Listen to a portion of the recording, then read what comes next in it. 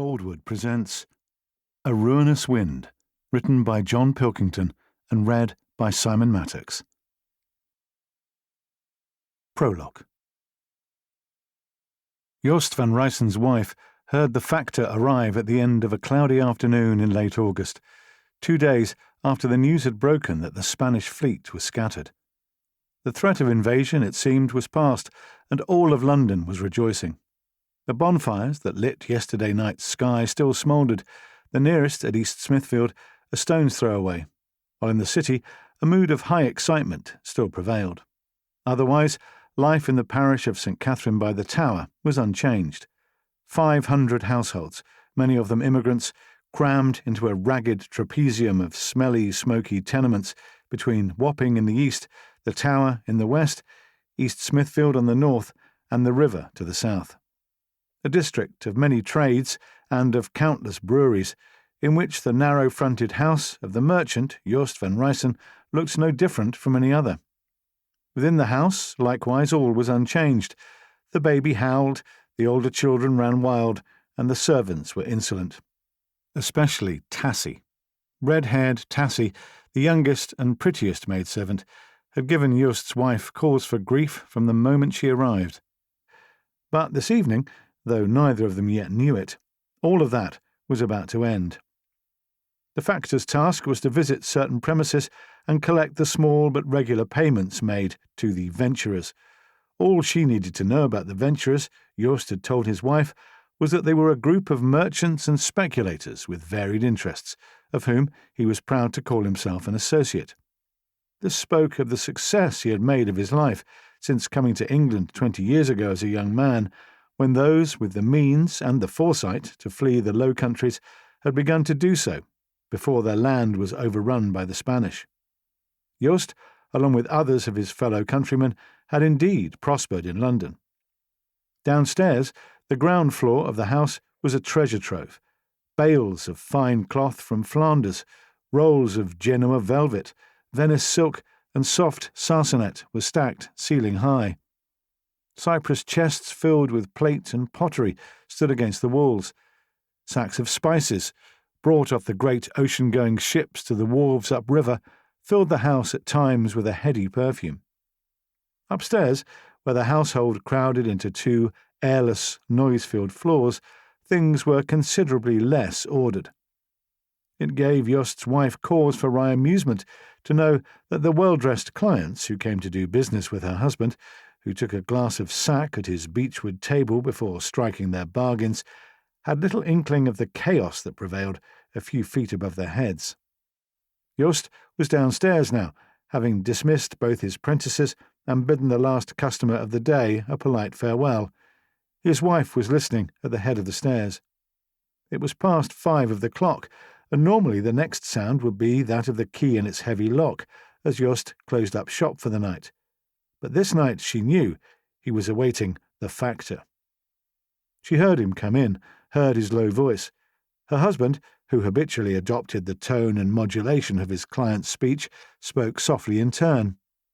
She heard Joost go to the bargaining table. She thought there was the clink of coins, but this could have been mere fancy. It scarcely mattered, because she knew what would happen next, and it did not concern the factor. She heard him go, heard the door close, then came Joost's heavy footfall on the stairs, and the call she was expecting. "Sophia!" She had taken a few steps back along the passage. Now she waited a moment before coming forward to answer. "Ja, ik ben boven." "Speak English," her husband ordered. The only time they seemed to speak Dutch nowadays was in bed, and, since the birth of their last child, such moments of intimacy had become rare indeed. "I am here," Sophia answered, and came down at last, her wide hips brushing the narrow stairwell on either side. Joost stood on the bottom step, his blonde, bushy beard pointing up at her. He was looking more portly than ever, she thought, in his new padded doublet. "Send Tassie down now. I want her to help me with the tally." She willed herself to meet his eye and hold it, and took a sliver of comfort as he lowered his gaze. When he spoke, his tone was harsh, to conceal the shame that lay beneath the words. "Hurry, and bid her bring a seed cake and a jug of Rhenish." "Your supper," she began, and saw his mouth twitch with impatience. "It will wait. Do as I say." She turned away and went back up the stairs. A few minutes later, Tassie came from the scullery, bearing a tray with the wine and cake. At the head of the stairs, she turned towards Sophia and threw her a smirk of such brazen defiance that it was all her mistress could do not to strike her. Then Tassie descended, and Sophia closed the passage door behind her a little too loudly. She would not stay to listen to what followed, she told herself, then stopped suddenly, tears starting from her eyes. She berated herself. Had this not happened often enough before? As she knew only too well, Jost was a choleric man with needs which must be answered. The girl was but a simpering country wench when all was said and done, a mere vessel for his lust. And yet Sophia knew she had been a good wife. How was she to blame if she was now bloated and weary from childbearing, her skin blotched and dry, so that Jost had turned cruelly from her and sought release elsewhere? Then she heard the scream. For a moment she thought it was a cry of passion. Her husband, she knew full well, was fumbling and foining Tassie among the bales, as he had done many times of late. But then came another scream of pure terror, and in an instant Sophia was wrenching open the door and clattering down the stairs in her pattens, hair flying, for she knew that something terrible was happening. It had happened already. First, she noticed that the door, which she thought locked, was open. Then Tassie screamed again. Sophia ran across the rush-strewn floor towards the noise and halted. Her husband lay motionless, his back towards her, his breeches about his ankles, atop the writhing, screaming form of Tassie, spread-eagled on a cushion of bales, her skirts around her waist. Her apron had been pulled up to cover her head, but she'd torn it aside and lay howling in fear, pinned down by Jost's bulk, all colour drained from her face. And Jost. Sophia saw the patch of blood at the base of his skull, matting his thick blonde hair, and felt her heart stop. Dazed, she watched as Tassie, with all her strength, pushed Jost's limp body off her, scrambled aside, and screeching, as only the distracted can, sank heavily to the floor. Her eyes rolled, and spittle ran down her chin. Sophia paid no more attention to her, only looked down at the body of her husband, his sightless eyes staring upwards. Vaguely, she wondered if he had died before consummating his lust. And still, Tassie's howls filled the room, filled the street, if not the whole parish. The door creaked suddenly on its hinges, as if a blast of air had disturbed it, like the first flurry of an unforeseen tempest, which promised nothing but destruction. Chapter 1. The militiamen returned to Petbury at sunset on a Friday, having spent another fruitless afternoon standing to on the Wantage road, in readiness for the call which never came. Instead, a sweating messenger on a lathered horse had come past, reining in just long enough to shout that the great armada had been set alight by fireships and victory was with the English. Some of the younger Petbury men had cheered, while others looked sceptical, but nobody argued when someone suggested that in the absence of any orders they might as well head for home. In the days that followed, however, the sceptics felt they had won the day, as rumour sped in upon rumour. The wildest ones, it seemed, were the fleetest.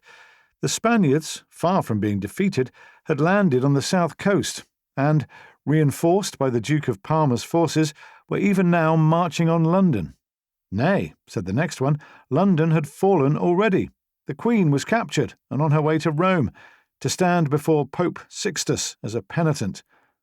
Then, after an anxious night in which nobody slept, came a messenger from the Lord Lieutenant of Berkshire to say that the Queen, far from being a prisoner, had gone downriver from London to Tilbury to rally her troops.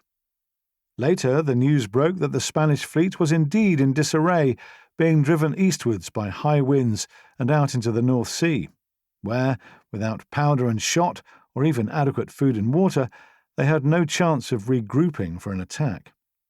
Then It was that the beacon on Lambourn Down burst into flame once again, as it had done almost 3 weeks back, though whether it was as a signal this time or merely fired in celebration by some jubilant spirit, nobody was certain.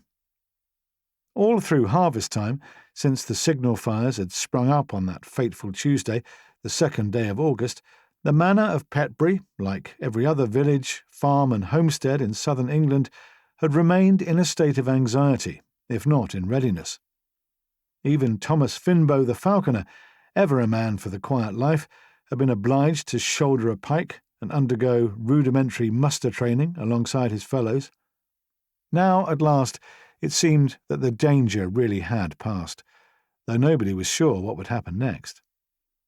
But there was no mistaking the wave of relief which swept through the country in the latter days of that windy, rainy August, as young and old alike hurried to get the harvest in. Despite the foulest summer weather most could remember, it was a good harvest, and the face of Sir Robert Vicary glowed with satisfaction as he rode about his tenant farms to watch the wheat, oats and rye stowed safely in the barns. On the evening of the last day of August, a Wednesday, Thomas walked back to the Falcon's Mews with a hooded falcon on his wrist, one which he was still training at the lure. The new bird, brought from St. Botolph Fair in far-off Lincolnshire, was a swift flyer and showed great promise. Sir Robert was, as ever, eager to try her on the downs, but recent activities had prevented such sport, which afforded his falconer no small relief, as the bird was far from ready. While doing muster duty along with the other men of Petbury, Thomas had had little enough time to spend with his falcons. Now that the autumn migration was beginning, he had hoped to catch a pair of wild sawhawks, barely a few months old, ripe for training. Instead, he found himself tied to the manor, while events in the English Channel decided his fate. He placed the hawk on a perch, slipped off the hood and loosed the jesses from her legs, noting with satisfaction that Eleanor had placed food and fresh water close by. Seeing that all the birds were quiet, he walked the few yards to his cottage, lifted the latch and stepped inside. The fire was banked, there was bread and cheese on the table and a jug of beer, but no sign of Eleanor. He frowned. Of late, his 13-year-old daughter had been giving him cause for concern. At first, it had amounted to little more than a giggle when she noticed the heads of the stable lads turn as she walked past. Then the giggling gave way to a smile at the farrier's son, who was 14 years old and already a lusty youth. Thomas had sighed inwardly, only too aware how pretty the girl was. Was she not the image of her late mother, who was a young man he had trailed after, with the same hang-dog look he now saw on the face of the gangling farrier's boy? The sound of the latch startled him from his reverie, and he turned quickly as Eleanor came in. There was a glow in her cheeks, as if she'd been running. He tried to fix her with a stern expression. "I thought you'd be at table before me." She took off her worn cloak and hung it on a peg. "Lady Margaret had further duties for me. She's tricked up in her finest." Thomas raised an eyebrow. If guests were expected to dine at the great house tonight, it probably meant a hawking party tomorrow. He had better be ready. When they sat down to eat, however, he soon learned the cause of Eleanor's suppressed excitement. She was only too eager to speak of it. "Catherine's with child again." He nodded. Lady Margaret's servant, Catherine, had married James the groom 2 years back, and had already given birth to her first child. A second was not unexpected. "You'll be taking over her tasks, then?" "More than that." He caught the gleam in her eye and waited. "I'm to be my lady's new maid. She wants me to move into her chamber, sleep in a trundle bed beside hers." He considered, chewing on a hard crust of bread, then saw her break into a wide smile. "She says I can have her sea-green gown, now that I'm near tall enough to wear it, and I shall have care of her jewels, even the Roman pearls and the gold chain with the agates." Thomas kept a straight face. "So your father must needs get his own supper, after a hard day's toil." She levelled a knowing gaze at him. "You can eat with the kitchen folk. Nell was asking after you only this morning." Watching his expression, she laughed outright. Talk of Nell, the new cook, never failed to embarrass him. There had been much mirth about Petbury since someone first noticed Nell's tendency to flush and fumble with her ladles whenever the tall Falconer dropped by the kitchen with a clutch of birds for the supper table. "Never mind that," he grunted. "Lady Margaret ought to have spoken with me first. You're still young to be a lady's maid." She pouted, then caught the look on his face and stopped herself.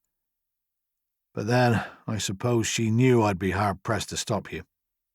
She grinned and poured more beer, and her joy was such that he could not help but return the smile and be happy for her. The next morning, thinking of Eleanor while he went about his work, Thomas received news which took the grin off his face at a stroke. "Epsom Downs," he muttered, waiting cap in hand before Sir Robert in the stable-yard, where he had been summoned only minutes before. His master nodded, standing tall in his new riding boots while grooms scurried about, readying his favourite hawking horse. He was in good humour this morning, which, after the strain of recent weeks, was no bad thing, perhaps. But the task he was laying upon Thomas spoke of a long journey and much work at the end of it. "I am invited by the Earl of Reigate to his great house of Barrow Hill, which is in Surrey, near the village of Tadworth. Fine hawking country, Thomas. The Earl has his own falconer, but I have a mind to take you along. There will be many noble guests. Rich pickings for you, if you work well." Thomas was silent. He disliked travelling long distances to great men's houses, where both the country and the company were unfamiliar. But, if Sir Robert wished it— "Come now, don't sour the air with your long face," Sir Robert boomed, turning to nod with approval as his horse was led forward. "The Earl is one of the wealthiest men in the southern counties. His house is famous throughout England. You will see sights you never dreamed of. The Countess is a lady of the Queen's bedchamber." He dropped his voice, bent his head closer. "Plenty of female company at Barrow Hill. You'll not turn your nose up at that, a man who's been widowed as long as you have." Thomas struggled to prevent the flush rising on his face. Sir Robert's guffaw told him he had lost the battle. "Time you found yourself a new wife, Thomas," the knight said, prompting a snigger from James the groom, who stood by with face averted. "How many years is it now?" "Nigh on 5, sir," Thomas answered, making a silent vow to clip James's ear at the earliest opportunity. "Long as that," Sir Robert mused, and stepped onto the mounting block. "Well then, the matter's settled. We shall leave for Surrey at first light on Saturday. Prepare a carrying cage for the hawks." He gripped the pommel and swung his large bulk expertly into the saddle. "It's 3 days' ride, at the least. Pick yourself out a good mount, and be sure to take your best hawking gear. I scarcely know the Earl, but I hear he's a man who takes his pleasures seriously." "Very well, Sir Robert," Thomas answered, resigning himself to the task. Then, as his master shook the reins, touched heels to his horse, and rode off towards the Falcon's Mews, he was obliged to follow at a run, jamming his cap on his head as he went. So it was that 2 days later Sir Robert Vickery, accompanied by his falconer and a single manservant, rode out of the gates of Petbury and took the road running south from Wantage. Thomas had made his farewell to Eleanor and delivered a short, but to his mind necessary sermon on her behaviour while he was absent. On the 10-mile ride to Newbury, he had ample time in which to reflect that the words had passed as mere shadows through his daughter's mind, to be forgotten as soon as he was gone. She had waved him off, then turned to walk cheerfully to the house and to her new duties. Lady Margaret, it was noticed, did not come down in the early morning to bid Sir Robert good-bye. Though few spoke of it, there was a general acceptance at the manor that relations between the master and his wife were at best cordial, at worst indifferent. It was thought that he took his pleasures elsewhere, especially in London, which he had begun to visit more frequently in the past year. He had even been seen at court, and was mixing more with men and women of exalted station than the country squires and other hawking and hunting friends with whom he had always associated. The invitation from the Earl of Reigate was testimony to this new state of affairs. After a short rest and a bit of dinner at Newbury, the three men pressed on apace, reaching Tadley by mid-afternoon. Simon, Sir Robert's ageing manservant, was unaccustomed to riding, and began to complain of soreness in his limbs, but his master was insistent that they reach Finchampstead by nightfall. Luckily, the rain held off and the road was fair, so that at the end of a hard day in the saddle they reached the village as lights began to appear. The inn was neither large nor sumptuous, but they were all too tired to care. That night, as Thomas climbed the stairs to the room he would share with other travellers, including an exhausted Simon, who was already abed, the door of the best chamber opened above him, and Sir Robert called out his name. When he entered the room, the knight was reclining on the bed, in his shirt and breeches, his head propped against feather pillows. In his hand was a goblet of claret. "Will you join me?" Sir Robert asked, and gestured to a flagon on a nearby chest. "Nay, I'm for my bed, Sir Robert." Thomas smiled. "I've grown unused to long riding these past years." Sir Robert said nothing, but took a long pull from the goblet and wiped his mouth. "What I told you some days ago," he began, then paused to belch. "It wasn't quite the truth." Thomas's body ached for sleep, but he waited. "The Lady Felicia, the Countess of Reigate," Sir Robert said, almost in the manner of someone stating an oath, "is not a lady of the Queen's bedchamber. Not any more." Thomas raised an eyebrow politely. "She was, until recent times," the knight went on, "until she was dismissed by Her Majesty for—" he trailed off, "for some small indiscretion that need not concern you." "Very good, Sir Robert," Thomas muttered, wondering where all this was leading. "The Earl and his wife are Epicureans," Sir Robert said, and smiled suddenly. "They are people of a high mounting spirit that care little for worldly trifles.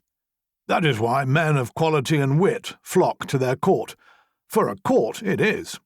He nodded emphatically. "Little more than 20 miles from London, and but a few miles from the Queen's Palace of Nonsuch, which is one of the fairest sights of the realm. Yet even Nonsuch, I hear, pales beside the Earl's seat of Barrow Hill." Sir Robert stared absently at the coverlet on which he sprawled, then seemed to recollect himself. He took another drink and swung his gaze to his falconer. "What I mean to say, Thomas," he continued, "is that you, as always, enjoy my trust. I am confident, therefore, that I may count on your discretion in the days ahead." At last, thought Thomas, he comes to the nub of it. He was merely being told to turn his back to whatever his master got up to in the halls of this pleasure-loving earl. "Be assured of it, Sir Robert," Thomas answered. "I ask only that you allow me to keep myself busy." Sir Robert seemed content. He tipped his goblet, drained it at a gulp, then waved it in Thomas's direction. "You will have a pleasant time of it. Have no fears on that score," he said. His features twisted into a huge yawn. "Now I'd best let you go to your bed. We've more hard travel tomorrow." Thomas made his slight bow and went out to the passage. Behind him, another loud belch rang out in his master's chamber. The next morning, Sir Robert and Simon the manservant both overslept, so that Thomas had not only time to take his pint of porridge in peace, but an hour in which to exercise the 2 falcons he had brought. Both the female, Sir Robert's favourite Clorinda, and the tercel were restless when he entered the stables, so that he was glad to take them out of the cage and into a nearby field where they could soar. This Sunday the cloud had thinned and sunbeams poked through. Within the hour horses were saddled and ready, and a bad-tempered Sir Robert came out followed by a stiff-legged Simon. Wordlessly, the three men mounted up and clattered out of the inn yard, taking the road for Bagshot. The road led through the great forest of Windsor, a royal park, but there were no hunting parties this morning. Indeed, all the countryside through which they rode seemed oddly quiet. It was plain to see how the invasion scare had left its mark upon the land, with militiamen pressed into service from every village, and many folk, it was said, having gone to the coast to watch the great sea battle, even though it had ended weeks ago. An odd time, Thomas thought as he rode, to be having revels. What kind of man was this Epicurean earl with his private court? The thought faded as another long day's riding began to take its toll on his body. By midday they had passed through the parish of Bagshot, cleared the forest, and reached Woking, which stood in fair meadows near a river. The rolling county of Surrey, a patchwork of arable, emerald-green pasture and woodland, stretched away southwards towards the low hills of Guildford.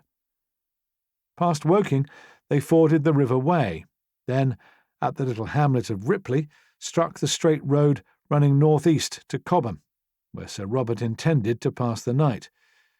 So, at last, after a ride of more than 30 miles, they forded the wide River Mole and pulled wearily into the village, with the welcome smoke from chimneys hanging in the air and a peal of bells sounding for evensong. After supper at the inn, and with Sir Robert and Simon having gone early to their beds, Thomas went to the stables to check that the horses were well cared for and fed the birds. Coming out into the dusk, he sniffed the air, frowning slightly as he felt the wind rising from the southwest. It spoke of more gales. Tomorrow they would reach the downlands of Leatherhead and Epsom, but high winds meant there would be small opportunity for hawking. If there was one thing he loathed, it was having time on his hands with nothing to fill it. To shake off the feeling of foreboding, he walked into the tap-room and called for a mug. The place was almost empty. Perhaps the Cobham folk were strict observers of the Sabbath, he thought vaguely, as he took a stool near the fire. Finding the ale good, he took a long draught from his mug, then lowered it, to find himself staring into a pair of the shiftiest eyes he had ever seen, barely a yard in front of him. The eyes belonged to a spindle-thin, tousle-haired man in travel-stained clothes, with an unkempt beard and a face seamed with grime. On the floor beside him was a lumpy pack, patched and bound with hempen rope. But oddest of all, to Thomas's mind, was not the roll of parchment tied around the man's neck, arresting though it was, but the manner in which he'd taken the facing seat so subtly, without Thomas being aware of him. For a moment, neither of them spoke. The man's eyes, however, did service for both of them. In a very short time, Thomas had the feeling that he'd been thoroughly assessed and dismissed as a harmless artisan passing en route to nowhere of importance. "Wind's getting up," the tousled-haired man said with a bland smile, as if to emphasize that this was merely the chaff of conversation. "True enough," Thomas said, allowing his own eyes to survey the fellow in return. The man had no mug, but clasped an old leather bottle, such as horsemen often carried. "Bound for London?" he asked, in a way that suggested he knew perfectly well Thomas was not.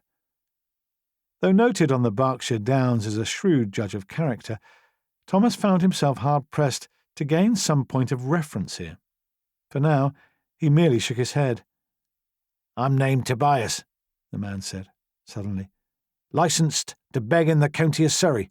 Want a look?" He held up the parchment. With a brief shrug, Thomas declined the invitation. Though he could read as well as any Petbury man who had endured a few short years at Dr. Scambler's tiny village school, he had the feeling that a perusal of the crabbed handwriting on that dog-eared paper would tell him nothing. "A penny would buy me a drop of small beer," Tobias said, with a sideways shift of his eyes towards the bottle. Thomas sighed, brought forth the coin and held it out, but the beggar hesitated a moment before taking it. Then he leaned back and favoured him with a wider smile than before. "I thank you, Master Falconer." Thomas must have showed his surprise too readily, for, to his consternation, Tobias gave a snort of laughter. "I'm no moon man, nor a witch, master," he said, and sniffed loudly. "You're a servant to his lordship in the best chamber above. It's not so. And those are your hawks in the stable." Thomas took a drink from his mug and kept silence. "You'll be for the Downs by Leatherhead," the beggar added, more as a statement than a question. When Thomas still refrained from comment, he went on, "It's the best country for falconing. No secret, that." Maybe there was no harm in the man after all, Thomas thought, though for a beggar, licensed or no, he was too clever by half. "I'm a falconer to Sir Robert Vickery," he said, stifling a yawn. "He's visiting his friends." He stopped himself. "At Barrow Hill?" came the swift reply. The eyes were suddenly alert. "What company be there now? Do you know?"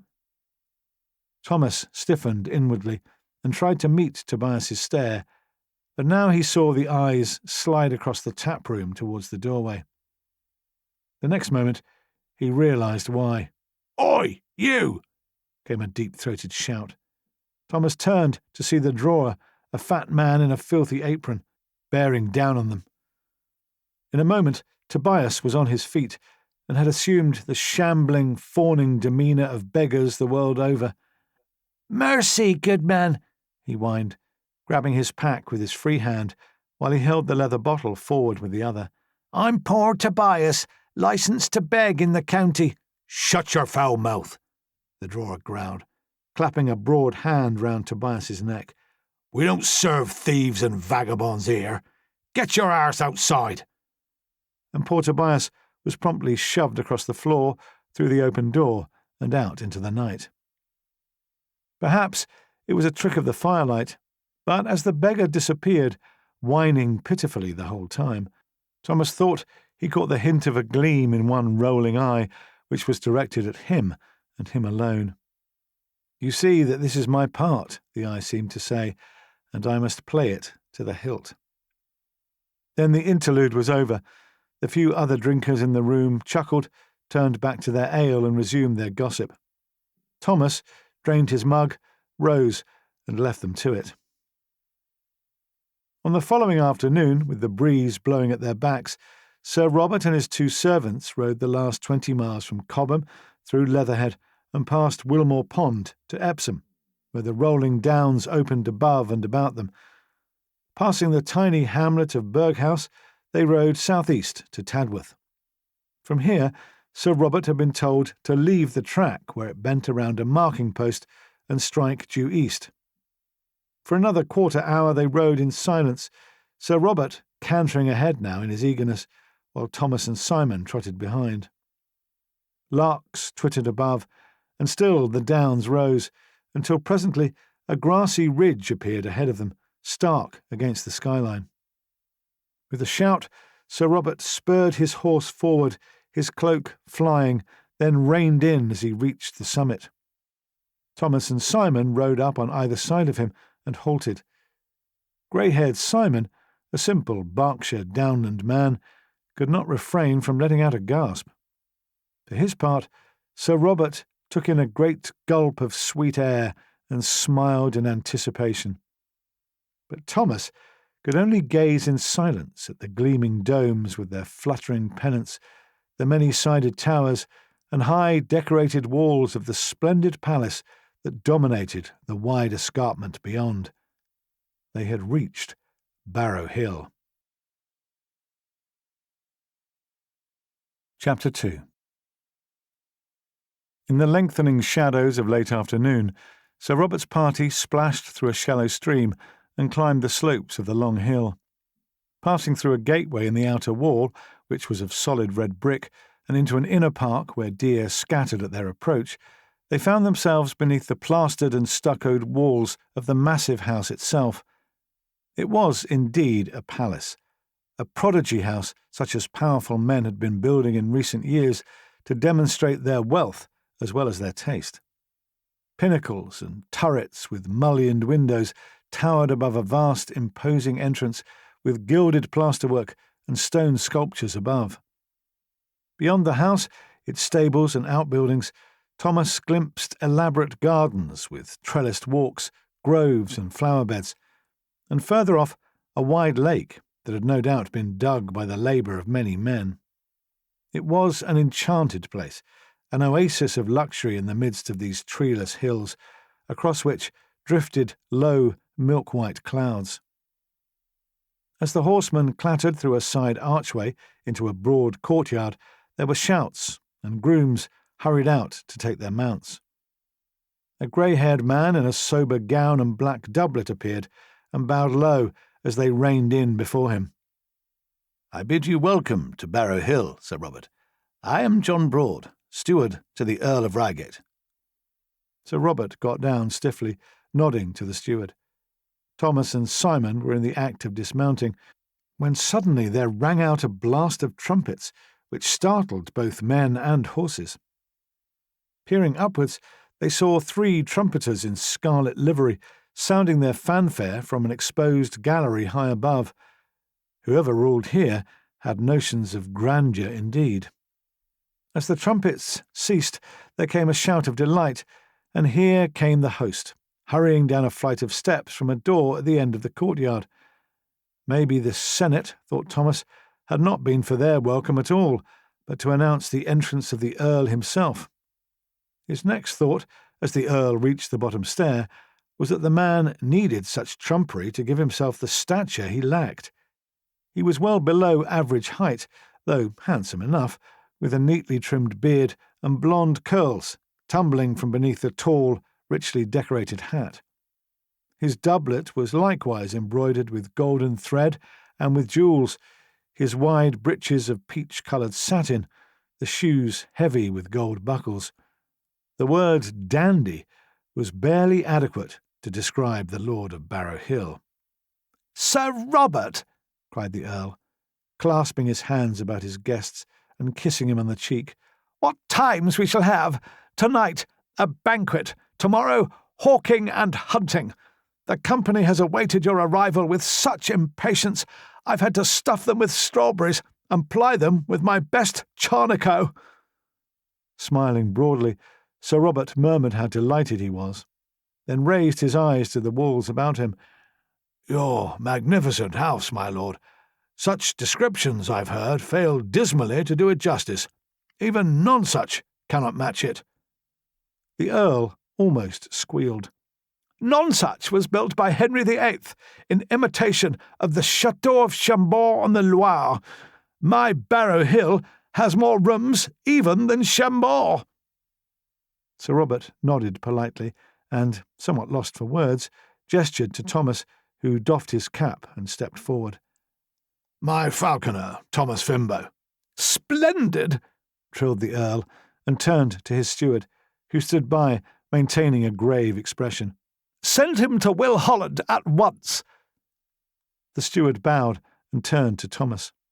Simon, busy unpacking Sir Robert's gear, was ordered to follow another servant to chambers already prepared.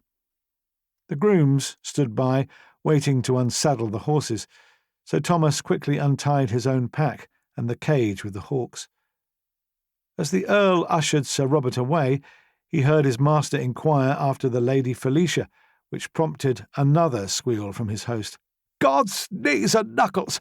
She's sitting for her damned portrait again. There's a Dutch painter in the house, eating my pork and quaffing my beer, and neither of them in the slightest hurry to finish. Tell me, how shall I bear it?" And the 2 nobles were striding up the steps, their servants quickly forgotten. As his master disappeared inside the house, John Broad relaxed visibly and favoured Thomas with a shrewd smile. "You will grow accustomed to Lord Edmund. Come, let me take you to the Falconer. He has lodgings prepared, and a supper for you, if I'm not mistaken." With a nod to the old steward, Thomas picked up the cage and followed him through an arch towards the rear of the great house. Past stables and kennels they walked, skirting a paddock where horses grazed, and up a slope to a tiny hut beside a copse of small oaks, no doubt planted by the builders of Barrow Hill. Against the wall of the hut, sheltered from the wind, was the open lean-to, a falcon's mews similar to the one Thomas had built at Petbury. The sight of the familiar lifted his spirits. Will Holland was a quietly spoken man with a dark beard and deep brown eyes, which met Thomas's gaze steadily, the two falconers at ease with each other within minutes of their meeting. John Broad left them, bidding Will be ready for a lively hawking party in the morning. The Earl was anxious to show off his birds to his guests, especially Sir Robert.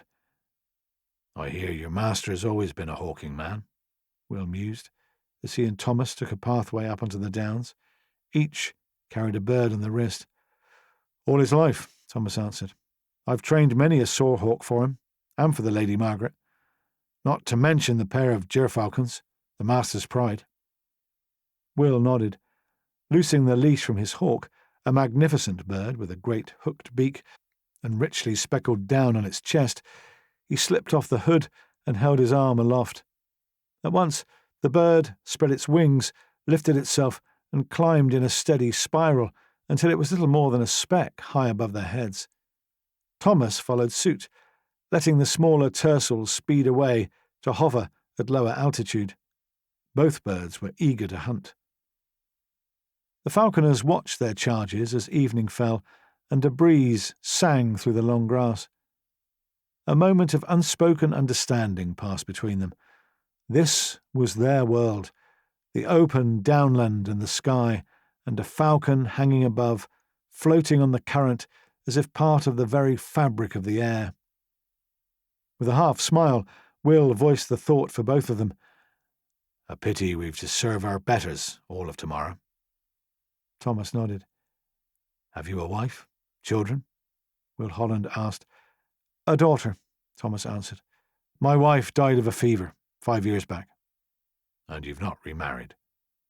Thomas threw him a rueful smile. "You as well? My master chides me about it without mercy." "You'll lodge with me," Will said. "I've neither a wife nor child, so there's room enough." He threw Thomas a sly look. "And if you're looking for womanly company while you're at Barrow Hill, I can point you in the right direction." Thomas gave a slight shrug. "I take what comes my way." "Tadworth's 3 miles southeast, towards Walton," Will said. "The Red Bull Inn has good cheer of an evening." Having passed on this piece of information, he grew businesslike. "But then you'll likely be fit for naught but to fall into your bed like a corpse by tomorrow night. My lord works us till we drop when he's guests he wants to outdo." "The other guests?"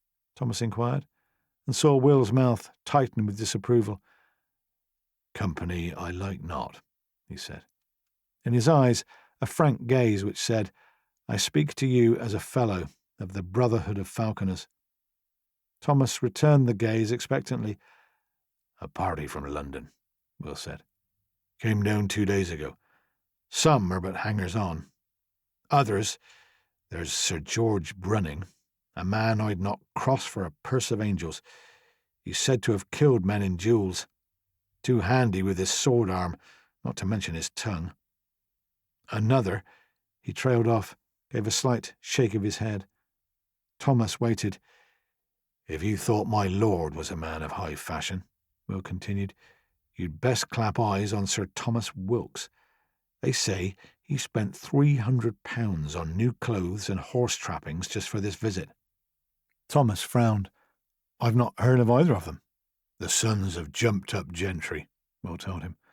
"Projectors, I hear they're called, such as make their fortunes where they may. My master has fingers in many pies." He shaded his eyes, peered upwards as his hawk dropped like a stone and sank its talons into a hapless crow that had strayed into its vision. A gust of wind lifted both men's collars. Will sighed and clapped Thomas on the shoulder. "I grow tedious. Come, let's go to our supper." He raised his arm and gave a sharp, keening cry, so that the mighty hawk wheeled and carried its prey obediently towards them. Supper, in the small cottage, was a simple affair of pottage, bread and mutton from the kitchens, washed down with beer, brewed of the second malting. But there was plenty of it, so that at the end Thomas sat back with a grateful smile at his host. "As good as a banquet," he said. "I shall need to step outside and walk it off." Will gave him a sober look. "Best have a care where you walk," he said. "The Earl has set traps about the park." He lowered his voice. "A poacher was caught last year. Master's dogs tore him to pieces." Thomas frowned. "They're the law here," Will went on. "Lord Edmund, and especially her, Lady Felicia. They answer to no one, save the Queen when she's down at Nonsuch, which bain't too often." "I hear the Countess was sent away from court," Thomas said, though as always gossip came unwillingly to his tongue. Will seemed to sense that and favoured him with a wry look. "She's got a reputation, you might say," he allowed. "I wouldn't inquire too closely into any of the goings-on at Barrow Hill, if I were you." He was not smiling. Thomas drained his mug and set it down on the board. "Good advice, I'd guess." They rose then to see the falcons. As they stepped outside, darkness was falling. From the vast shadow of Barrow Hill, lights burned at many windows, and the faint sound of hautboys, shawms, and viols was carried towards them on the wind. "The Earl has his own music-makers," Will said, "and keeps a tame poet in his house in London, so I hear. He lacks for nothing in the realms of pleasure." The cloud had thinned, and there was a three-quarter moon to aid them as they walked round to the lean-to. The falcons roused at their approach. As they put out fresh water for the birds, there came a roar of distant laughter. "The great chamber stretches almost the full length of the house," Will said. "Round to the right there are steps down to the gardens and the maze. Master don't like us to go there, but if you want to stroll, it's the place you're least likely to be noticed." Despite his tiredness, Thomas was curious to explore. "I'd like to take an hour before I go to my bed," he said. "Remember, have a care where you walk," Will warned him. Thomas nodded and walked off down the slope towards the gardens of Barrow Hill. Rounding the corner of the great house, he saw that flickering torches had been placed on iron stands, illuminating the wide steps that led down to lawns, flower beds, and, in the distance, what he took to be the maze. The noise from the great chamber was louder here, but there was nobody outdoors, and none to challenge him as he walked freely among the well-kept beds and vine-covered walks. The perfume of late summer roses, and of flowers he did not know, filled his nostrils. As he quickened pace to put some distance between himself and the house, the darkness closed about him, but there was enough moonlight for him to pick his way. Still, the gardens stretched away, paths winding between walls, box hedges, and arched bowers, with marble statues at many corners. From somewhere came the noise of falling water. There must be a stream, or even fountains. He paused to take a deep draught of night air. The manifestation of such enormous wealth, beside which even his master's large but plain house appeared almost humble, made him uneasy. He turned a corner and was diverted to see how the hedge had been cut into some fantastic shape, that of a winged creature he did not recognize. At its base it was fashioned into an alcove, where a stone seat was placed, offering privacy from three sides, and from whence, all at once, came sounds, a muffled oath, a gasp, and a rustle of silk or satin. And Thomas halted, cursing silently. Believing himself alone, he had grown careless. The seat was occupied by two people in an act of unmistakable intimacy. Swiftly, he averted his gaze and turned to walk away, but it was too late. From behind came an angry male voice which stopped him in his tracks. "Stand still, you devil!" There was a hurried exchange of low voices behind him, and then a silence. Biting his lip, Thomas waited. To his surprise, there came laughter, a woman's laugh, low and musical, even languid. Then a man's footfall. "Turn about, damn you!"